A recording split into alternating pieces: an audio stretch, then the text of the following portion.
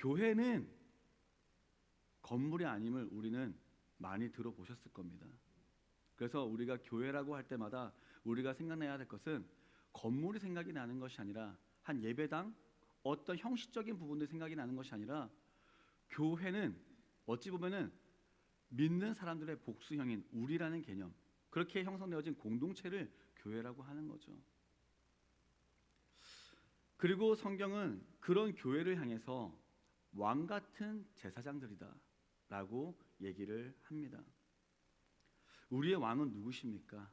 우리의 유일한 왕은 우리를 구원하시고 이 모든 온 우주 만물을 창조하신 하나님밖에 없음을 우리는 고백합니다. 그 하나님께서 인간의 모습을 입고 이 땅에 오셨고 우리를 위해 죽으시고 부활하심으로 말미암아 하나님만이 참신이심을 우리에게 보여주셨고 우리에게 그 사랑을 증명하셨으며 이제는 우리도 그 안에서 접붙임 받은 너희도 왕의 자녀가 되었다. 그러니까 너희가 왕 같은 존재다라고 분명히 말씀하신다는 겁니다.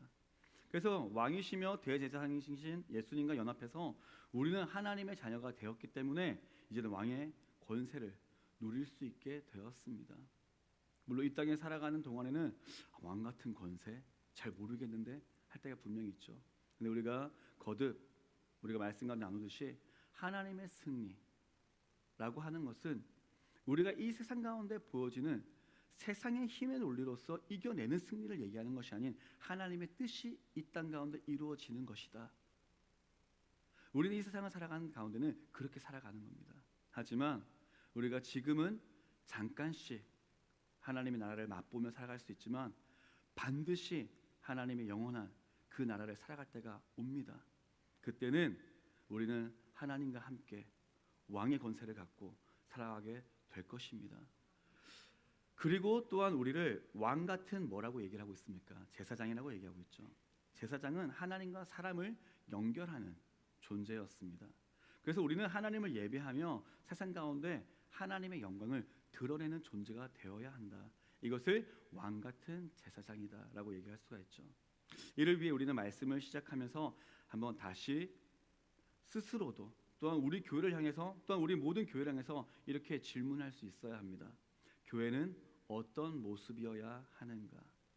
그리고 우리가 성도로서 교회로서 가져야 할 정체성은 무엇인가? 그래서 오늘 본문은 우리가 어떤 존재이며 하나님께 어떤 부르심을 받고 우리는 이렇게 모이게 되었는가를 다시 한번 나누기를 원합니다. 그로 인해 이 말씀을 통해서 우리 교회의 본질을 다시 한번 더 회복하고 더욱더 자라게 하며 그래서 하나님이 기뻐하시는 교회로 설 수 있기를 간절히 바랍니다.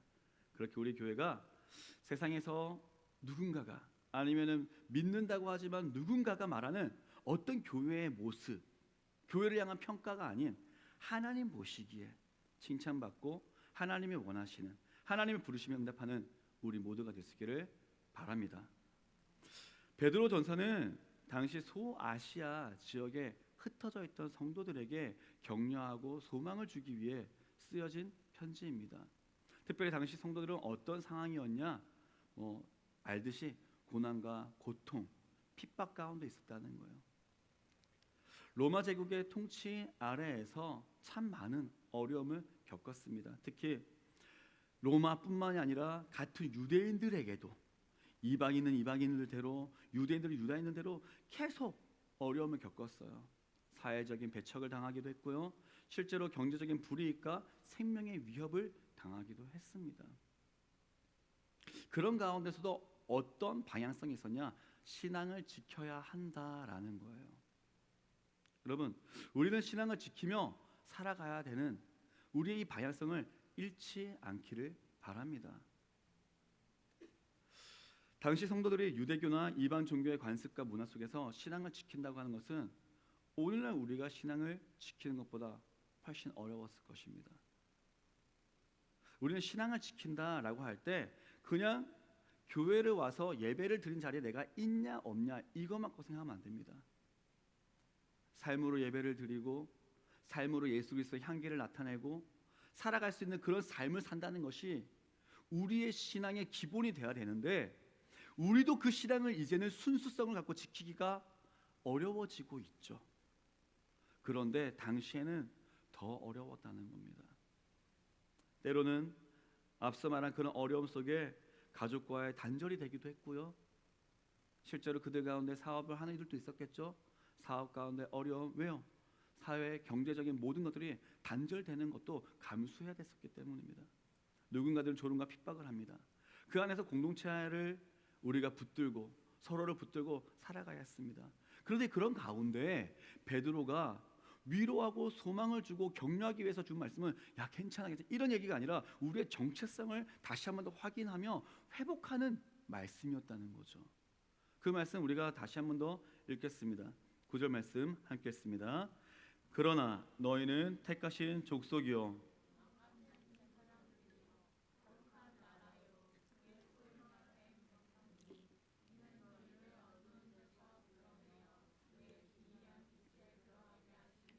아름다운 덕을 선포하게 하려 하심이라. 아멘. 그래서 오늘 본문은 교회가 어떤 존재이냐, 그리고 그 존재의 이유가 무엇이냐 확실히 하나님께서 우리에게 주신 명령을 따라 깨닫게 해주는 말씀입니다. 베드로는 성도들에게 자 너희의 그 존재적인 가치, 그리고 너희의 삶에 보이는 그 모습들이 너희들이 겪는 눈에 보이는 세상 가운데서의 일 가운데 나는 이런 존재인 것 같아, 난 너무 어려워, 난 괴로워, 나는 아무것도 아니야 라고 판단할 것이 아니라 하나님의 부르심에서 너희의 존재 가치는 결정된다. 그리고 그 하나님께서 너희를 어떻게 사용하시냐에 따라서 너희는 그만큼의 일을 감당할 수 있는 사람들이다. 환경에 보이는 대로 판단하지 말고 하나님을 바라봐라 라고 얘기를 하고 있습니다. 이 가르침은 구약에서 하나님께서 이스라엘 백성들을 부르셨던 모습과 연결이 됩니다. 출애굽한 이스라엘 백성들을 향해서 하나님은 이렇게 말씀하시죠. 너희가 내게 대하여 제사장 나라가 되며 거룩한 백성이 되리라 라고 말씀하셨습니다. 하나님은 이스라엘을 애굽에서 해방시키고 그들을 단순한 그냥 민족으로 나라로 세우는 데 관심이 있었던 게 아닙니다. 어떤 나라가 되는 게 중요했어요? 제사장 나라, 하나님을 예배하고 세상 속에서 하나님을 드러내는 공동체가 되도록 표본이 된 겁니다. 되어서 형성이 되었어요. 그런데 이스라엘은 이 부르심을 어떻게 했죠? 감당하지 못했습니다. 더 정확하게 말한다면 안 했습니다. 끊임없이 하나님은 나 외에 다른 신을 두지 말고 세상을 살아가는 가운데 어떤 도움보다 나를 바라봐라, 나를 바라봐라, 내게로 돌아오라 끊임없이 말씀하셨지만 이스라엘 백성들은 끝까지 하나님보다 우상을 섬겼습니다. 그리고 하나님 무엇보다 세상의 방식, 약육강식, 세상에서 말하는 도움을 철저히 의지했습니다. 결국 그들은 어떻게 됐습니까? 바벨론과 아수르에 의해 망했습니다. 포로가 되었고 제사장 나라로서의 사명을 완수하지 못했습니다. 구약에 끊임없이 나타난 이스라엘 백성의 모습은 단순히 이랬어라는 역사적 사건으로 그냥 끝나면 안 됩니다. 우리에게 이 구약의 말씀을 주신 이유가 무엇인가요? 하나님의 사랑, 인류의 역사, 예수님 이 땅에 왜 오셔야 되는지 그 모든 것이 이어지는 가운데 우리는 또 알 수 있는 걸 이거라는 거죠. 이스라엘 백성들이 왜 망했는가? 그럼 우리는 어떻게 해야 될 것인가? 잊지 말아야 되는 겁니다. 하나님을 떠난 공동체는 어떻게 되는가라는 것을 하나님은 분명히 알려주셨습니다. 베드로는 그래서 이 사명이 이제는 예수 그리스도로 말미암아 이제 신약의 교회로 이어졌다라고 선언하고 있습니다. 교회는 단순한 종교 모임이 아닙니다. 그리고 친교 모임도 아닙니다. 물론 복음을 위해서 때로는 고민이 될 때가 있습니다. 어떻게 해야지 좀 더 교회 생활 가운데 함께 잘 붙을 수 있을까? 믿음의 어린아이와 같은 이들을 위해서 어떻게 이렇게도 해보고 저렇게도 해보고 많이 할 수 있습니다. 제가 지금까지 목회를 하며 목회 이전에도 신앙생활을 걸어왔던 것 가운데 정말 많이 놀았던 적들도 있습니다. 교회 끝날 때마다 볼링 치러 가고 당구 치러 가고 어떤 노래방도 가고 항상 모여가지고 놀자. 왜냐? 친해져야지 교회에 붙어 있을 수 있을 거라고 당시에 있던 사역자들이 그런 마음으로 이제 행사들을 했거든요. 그런데 참 안타까운 것은 그럼에도 불구하고 결국은 문제가 생기니까 남아있지 않더라 이겁니다. 물론 균형이 중요합니다. 교제도 있어야 합니다. 근데 교제가 인간적인 우리가 원하는 방법만으로서 이어지고 끝난다면, 이렇게 하는 게 잘하고 있는 걸 생각한다면 큰 오산이라는 것이죠. 교회의 본질은 하나님 안에서의 친교가 이루어져야 됩니다. 하나님 안에서의 친교는 하나님 안에서의 사랑, 함께 예배드리는 기쁨, 그 안에 사랑과 위로와 격려와 함께 그 안에서 신앙 공동이 세워져 가는 친교의 목적이 가장 중요해야 됩니다. 그렇게 되려면 어떻게 될까요? 내가 먼저 믿음에 바르게 세워져야 되겠죠. 그리고 함께 믿음으로 세워져 가야 되겠죠. 이렇게 세워진 제사장 공동체라는 것입니다. 하나님은 이스라엘을 택하셨던 것처럼 이제는 예수 그리스도를 믿는 모든 성도들을 거룩한 백성으로 세우셨습니다. 우리가 잊지 말아야 할 중심이 바로 이것입니다. 세상의 박해와 고난, 유혹으로 인해 우리도 당연히 때로는 마음이 흔들릴 때가 있습니다. 어려워질 때도 있습니다. 다시 말합니다. 그냥 내가 예수님을 믿겠냐 안 믿겠냐라는 신앙이 흔들린다는 게 아니에요. 더 나가면 그렇게 될 수도 있겠죠. 근데 정말 하나님의 뜻을 철저히 이루며 하나님의 기쁨이 되겠노라 라고 하는 결단, 이 흔들릴 때가 참 많다 이겁니다. 하지만 그럴수록 더욱 우리는 나는 무슨 부르심을 받았는가, 나는 어떤 존재인가 기억해야 한다는 것입니다. 우리는 또한 그런 우리가 모인 우리 이 교회 공동체는 하나님의 택하신 백성입니다. 거룩한 구별되어진 나라가 되었고요, 하나님의 소유가 된 백성입니다. 그래서 우리를 어둠에서 빛 가운데로 불러내신 주님을 의지하여 우리가 어떤 존재인지를 잊지 마시기를 간절히 바랍니다. 이 진리의 말씀에 굳게 서는 것이 언제나 신앙생활의 기본입니다. 그때 우리는 비로소 세상을 살아가지만 세상에 섞이지 않고 구별되어 살아갈 수가 있습니다. 그리고 여전히 눈에 보이는 세상이 전부인 것처럼 보이는 이 세상 사람들에게 그들을 어떻게 말합니까? 어둠에 있는, 왜? 죄가 죄인지 모르고 영원한 지금 죽음 가운데 놓여져 있으면서도 깨닫지 못하고 있는 이들에게 이제는 나를 그런 어둠에서 건져내신 하나님의 그리스도의 아름다운 덕을, 구원의 복음을 선포하는 사명을 감당할 수 있게 되는 것입니다. 우리가 변화된 신분과 사명을 깨달았다면 당연히 변화된 삶으로 나타나야 합니다. 예수님을 믿고도 여전히 만약에 내가 이전과 같은 삶, 예수님 없이 살아갔던 삶과 같은 모습으로 산다면 그것은 이렇게 얘기합니다. 우리의 믿음이 제대로 성장하지 않고 있다라는 것이죠. 어린아이가 태어났을 때 어떻게 하나요? 성장시키기 위해서 무엇인가를 여러분이 엄청나게 합니까? 성경은 얘기하죠. 너희가 염려함으로 키를 한 자나 더 할 수 있냐? 자라는 것은 자연적인 겁니다. 물론 우리가 먹어야 되죠. 그리고 우리가 여러 가지 자라기 위해서 더욱더 도움이 될 수 있는 보조를 받을 수도 있습니다. 하지만 나이는 자연스럽게 먹어갑니다. 하지만 중요한 게 나이가 들어가면서 1살에서 10살, 20살이 되고 있는데도 정신이 자라지 못하고 그 발달이 함께 자라지 못하면 우리는 이런 부분에 대해서 문제가 있다라고 진단을 내립니다. 이것처럼 우리의 신앙도 처음에는 어린아이와 같은 신앙이 될 수 있습니다. 그런데 언제까지 어린아이로 있으면 안 된다는 거예요. 자라야 합니다. 그런데 이것을 이렇게 얘기할 수 있어요. 예수님께 붙어 있으면 예수님이 원하시는 방법대로 내가 말씀과 기도와 찬양과 예배 가운데 내가 자라고 있다면, 붙어 있다면 나는 자연스럽게 자라게 됩니다. 성령님이 우리를 지도해 주시고요, 깨닫게 하시고 인도해 나가십니다. 끊임없이 우리가 순종할 것이냐 순종하지 않을 것이냐라는 신랑이 가운데 때로는 순종도 해보고 안 하기도 해보고, 이리 치도 보고 저리 치도 보고, 하지만 그 가운데 끝까지 주님을 붙들어도 보고 하면서 있다 보니 잘하고 있는 거예요. 그리고 역시 우리가 모인 교회도 성숙하게 자라야 합니다. 언제까지 누가 와서 신천지가 오면 어떻게 될까?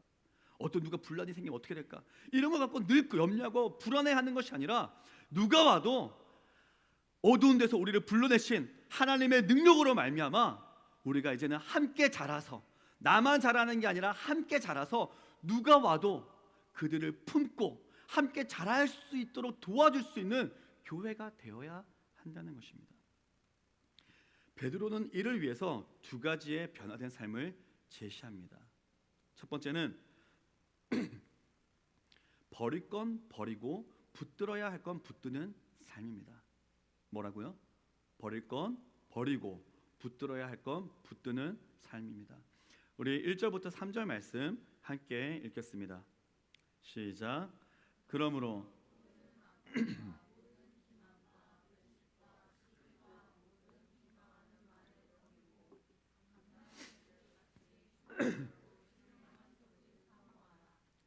그로 말미암아 너희로 구원에 이르도록 자라게 하려 함이라. 너희가 주의 인자하심을 맛보았으면 그리 하라. 아멘. 1절 말씀을 보니까요, 그러므로라는 말로 시작을 합니다. 이 말은 앞의 내용과 연결된다는 얘기죠. 1장에서 어떤 얘기가 있었냐면요, 베드로가 우리는 예수 그리스도인의 새롭게 태어난 존재입니다 라고 얘기를 합니다. 하나님의 은혜로 우리는 이제 거듭났고 더 이상 썩어 없어질 것이 아니라 영원한 하나님 나라의 백성으로서 이제는 영원히 썩어 없어지지 않는 하나님의 말씀으로 새롭게 되어진 존재입니다 라고 말합니다. 그리고 오늘 우리가 읽은 본문 가운데 뿐만 아니라 구절처럼 하나님의 백성이고 왕같은 제사장이고 거룩한 나라가 되었다라고도 얘기합니다. 그렇기 때문에, 그래서 그러므로 우리가 이런 존재가 되었다면 이제는 과거의 제약된 모습에서 벗어나십시오. 그리고 새로운 삶을 사십시다 라고 얘기를 합니다. 이를 위해 베드로는 반드시 우리가 버려야 할 것과 붙들어야 할 것을 알려주고 있습니다. 먼저 버려야 할 것은 5가지가 나왔어요. 어떤 게 있나요? 악독, 기만, 외식, 시기, 비방하는 말들입니다. 그러니까 쉽게 말하면 이래요. 악독은 남 잘 되는 거 못 보는 마음입니다. 참 어려운 마음이에요. 여기에서 시기도 나오고요, 질투도 나오고요, 비방하는 것도 나오고요. 다 시작이 되는 것 같습니다. 기만은 진실한 것처럼 보여요. 그런데 사실은 속이려는 마음이에요. 외식은 말과 행동이 다른 것입니다. 특히 우리가 잘 아는 바리새인들처럼 남들 앞에서 믿음이 좋은 것처럼 있지만 속으로는 전혀 그렇지 않은, 사람들이 얘기할 수 있죠. 시기는 남을 시기하고 질투하는 마음이고, 비방은 다른 사람을 헐뜯고 말로 상처 주는 것입니다. 우리가 개인적으로도 이런 모습을 버려야 하고, 그런 우리가 모인 교회도 이 모습을 버려야 한다라고 베드로는 얘기합니다. 그러면 이것들을 버려야 하는 이유가 무엇일까요? 이 모든 것들은 나 자신의 믿음을 더 이상 자라지 못하게 합니다. 뿐만 아니라 교회를 자라지 못하게 합니다. 실제로 어떻습니까? 우리는 언제나 항상 상대적으로 생각하며 살아갈 수밖에 없습니다. 남이 어떤지, 어떻게 하고 있는지, 비교해서 나는 어떤지 항상 생각을 하게 돼 있죠. 그런데 그냥 있는 그대로 인정하고 하나님 앞에서 나를 바라보면 문제가 될 게 없습니다. 비방을 왜 합니까? 질투를 왜 합니까? 남에 대해서 왜 이렇고 저렇고 얘기할 게 뭐가 있습니까? 근데 그 말로, 그 생각으로, 그 행동으로 어떻게 하고 있다고요? 교회를 깨뜨립니다. 공동체가 흩어지게 합니다. 그래서 이것들을 버려라. 더 이상 너희가 잘하는 것을 막고 있는, 교회가 더욱더 성숙되어지고 너희의 믿음이 성숙되어짐을 막고 있는 것들을 버려라 라고 얘기합니다. 아무리 기도를 해도요, 아무리 말씀을 읽어도요, 내 안에 미움과 시기가 남아있다면 내 영혼의 성장을 막습니다. 그래서 우리는 늘 기도할 때 그냥 이렇게 해주세요, 저렇게 해주세요 라고 하기 전에 언제나 나를 먼저 돌아보는 거예요. 하나님, 나에게 막혀있는 나의 모든 것들을 주님께서 뚫어주시옵소서. 우리 육신을 생각해 보자고요. 우리 질병 가운데 많은 질병들이 있지만은 그 가운데 우리가 잘 모르고 있는 질병이 어떤 것이 있을까요? 저는 그게 동맥경화 같습니다. 이게 해가지고 혈관 가운데 노폐물이 쌓여가지고 그걸 막혀가고 있는데도 불구하고 이게 잘 드러나지가 않는다고 하더라고요. 그러다 보니 급성 심근경색이 오기도 하고 문제들이 생기기도 하더라고요. 심장마비가 어떤 거예요? 바로 죽는 질병이지 않습니까? 그런데 내 자신이 지금 그 죽음을 보기 전에 이미 문제들이 생겨가고 있는데 모른다는 거예요. 그 찌꺼기들을 뚫어내야 됩니다. 그러니까 얼마나 좋은 것들이 보조식품들이 많이 나옵니까? 자, 그 다 녹입니다. 뭐 오메가 3 아니면은 뭐 이것저것 막 좋은 것들 다 나옵니다. 자, 우리는 그렇게 육신에 대해서는 참 많은 관심을 갖고 우리의 건강에 대해서 신경을 씁니다. 우리 믿음도 마찬가지라는 거예요. 더 중요합니다. 우리가 지금 동맥경화가 걸리고 있다고요. 교회가 지금 펌프가 원활하게 빵빵 돼야 되는데 우리 믿음이 자라기 위해서 성장이 되기 위해서 빵빵 돼야 되는데 계속 막혀가고 있는데 모른다고요. 하나님 뚫어주세요라고 기도해야 되는데 그걸 생각을 못하고 있을 때가 많지는 않습니까? 내가 아무리 좋은 씨앗을 심고 좋은 말씀을 듣고 기도를 열심히 해도 죄로 인한 이런 습관과 태도가 남아있다면 성장은 어렵다. 성경의 이야기입니다. 여러분 믿음이 자라길 원하십니까? 우리에게는 악한 것들을 버릴 수 있기를 간절히 바랍니다. 그래서 베드로는 여러분 이렇게 위해서는 우리 이거 조금씩 줄여나가야 됩니다. 이렇게 얘기하지 않았습니다. 반드시 버리십시오 라고 얘기를 하는 거예요. 강하게 명령하고 있습니다. 그래서 이 시간 나의 믿음을 돌아봐야 합니다. 남이 어떻고 떠나서요, 그 나를 봅시다. 나는 주님만이 왕이 되시고 그 말씀을 따라 성령의 주시는 그 믿음으로 자라나가고 있습니까? 아니면 혹시나 정체되어 있는 부분들이 있습니까? 이 시간 우리의 마음에 여전히 남아있는 악독, 기만, 외식, 시기, 비방하는 나의 말들이 있다면 단호하게 버릴 수 있는 은혜가 있기를 축원합니다.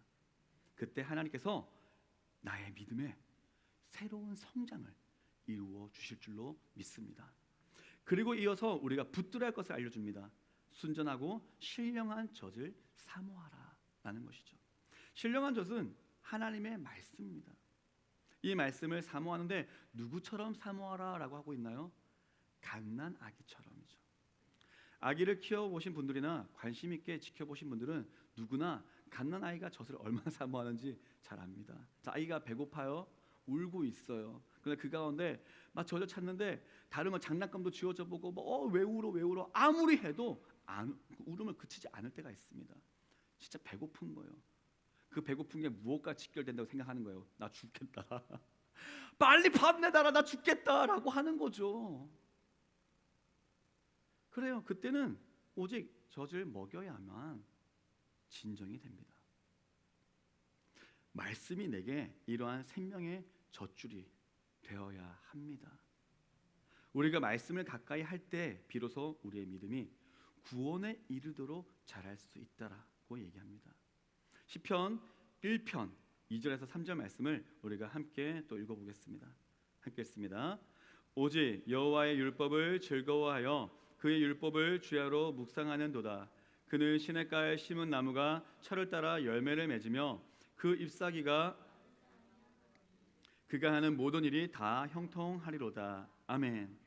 율법을 즐거워하며 주야로 묵상하는 자, 즉 어떤 사람이죠? 말씀을 가까이 하는 사람은 시냇가에 심은 나무가 마르지 않는 것처럼 항상 성장하게 되어 있습니다. 중요한 게 뭐예요? 시냇가에 심겨져서 끊임없이 공급을 받고 있는 게 중요한 거죠. 공급을 받으면 자랄 수 있습니다. 나는 하나님의 말씀을 얼마나 간절히 찾는가, 이게 중요한 것이죠. 혹시 우리가 말씀을 사모하기보다 세상의 다른 것들로 배를 채우려는 모습이 있지는 않습니까? 말씀을 사모하는 것은 그저 말씀을 읽고 있다는 것으로 끝나지 않습니다. 그 말씀이 나의 진짜 양식이 되어지고 그 말씀을 토대로 자라나갈 수 있도록 나의 모든 것들을 인정하고 내어드리는 것, 시작인 거예요. 근데 그 말씀 가운데 이렇게 해야 돼, 이렇게 해야 되라고 끊임없이 말씀하시지만 우리는 그 말씀대로 자라도록 있지 않고 세상의 얘기에 귀를 기울이고 기웃들 때가 있다는 거죠. 누구처럼요? 이스라엘 백성들처럼요. 말씀의 양식을 때로는 먹지 않으면서 배고픔을 느끼고 있지 않는 우리의 모습은 또 있지는 않습니까? 그러면 우리는 영적으로 병들 수밖에 없습니다. 그래서 하나님은 우리에게 말씀하십니다. 너희가 주의 인자하심을 맛보았으면 그리하라. 나는 예수 그리스도 안에서 믿음으로 새롭게 태어난 존재임을 믿는다면, 내가 하나님의 백성이고 왕같은 제사장이고 거룩한 나라로 변한 존재임을 믿는다면 그리하라. 버릴 것은 버리고 붙들할 것은 붙드는 사람이 되어라 라고 얘기를 하고 있습니다. 또한 둘째, 우리는 하나님 안에서 변화된 삶으로 어떤 모습을 보여야 되는가라고 말한다면, 교회는 세상의 기준이 아니라 하나님의 기준을 가져야 한다라고 얘기할 수가 있습니다. 4절에서 5절 말씀 함께 읽겠습니다. 시작. 사람에게는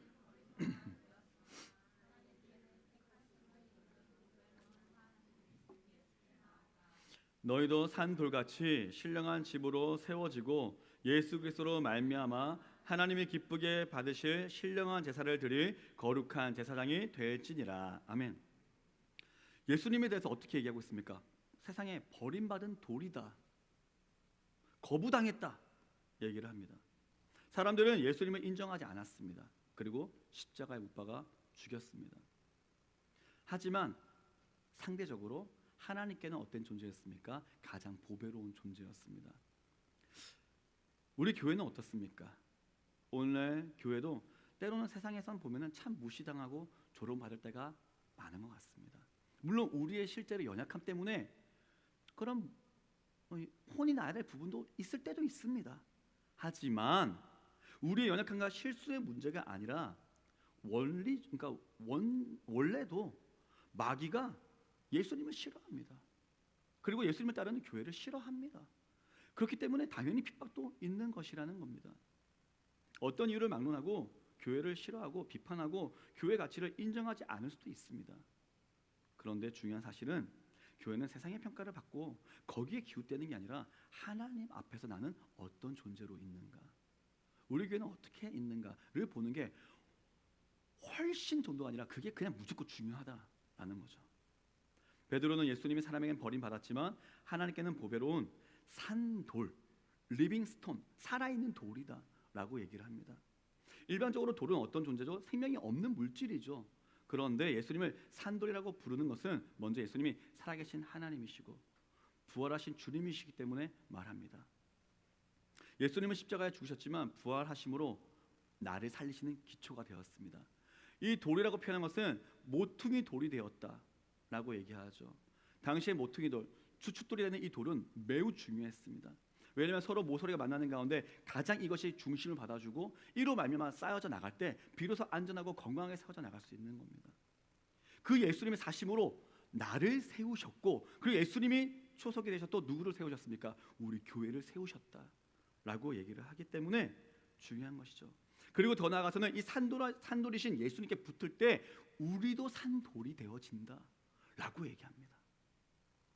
그럼 이렇게 생각할 수 있겠죠? 내가 산돌이 되었다면 저기 믿음이 없는 내 가족도, 내 동료도, 그들을 어두운 데서 예수 그리스도의 복음으로 불러와 예수님께 붙이기만 하면 그들도 뭐 어떤 존재가 된다고요? 산돌이 되어질 수 있다라는 것이죠. 이 진리가 이 세상을 살아가는 우리에게 가장 중요합니다. 세상이 나를, 교회를 무엇이라고 평가하는 것을 떠나 예수님께 우리는 붙어 있는가를 바라보시기를 바랍니다. 우리는 세상의 기준이 아니라 하나님의 기준을 따라 살아가야 합니다. 세상의 시선보다 하나님의 인정이 더 중요합니다. 그래서 교회가 세상의 가치에 맞추려고 하면 할수록 교회는 오히려 힘을 잃어버릴 수밖에 없습니다. 우리 교회가 하나님의 도우심과 은혜 안에 힘있게 살아갈 수 있기를 바랍니다. 여러분이요, 제가요, 우리가요. 그렇게 위해서는 우리의 중심이 하나님이 되어야 합니다. 마지막으로 말씀 한 구절 다시 읽겠습니다. 9절 말씀입니다. 함께 읽습니다. 그러나 택하신 족속이요 왕같은 제사장들이요 거룩한 나라여 그의 소유가 된 백성이니 이는 너희를 어두운데서 불러내어 그의 기이한 빛에 들어가게 하신 이의 아름다운 덕을 선포하게 하려 하심이라. 아멘. 우리는 어떤 존재라고요? 다시 기억합시다. 왕 같은 제사장이다. 우리 옆에 계신 분들과 한번 이렇게 인사 드려주시죠. 당신은 왕 같은 제사장입니다. 당신은 왕 같은 제사장입니다. 세상이 보기에 너는 이래, 너는 네가 무슨 교회 다닌다고, 너는 어떻다고 얘기 들을 수도 있죠. 하지만 그럴 때마다 우리는 기억해야 됩니다. 내가 어떻고 저떻고에 지지 마시고 나는 왕 같은 제사장이다. 나는 예수님을 믿는 예수님 안에 새롭게 되어진 존재다. 기억하시기를 바랍니다. 이것은 단순히 왕의 권세를 가졌다라고 끝나면 안 됩니다. 하나님이 우리의 유일한 왕이심을 고백한다면 세상의 기준이 아닌 왕의 기준으로, 유일하신 우리의 왕이신 하나님의 기준으로 이 세상을 살아갈 수 있기를 바랍니다. 하나님이 그렇다면 그런 것이고요, 하나님이 아니라면 아닌 것입니다.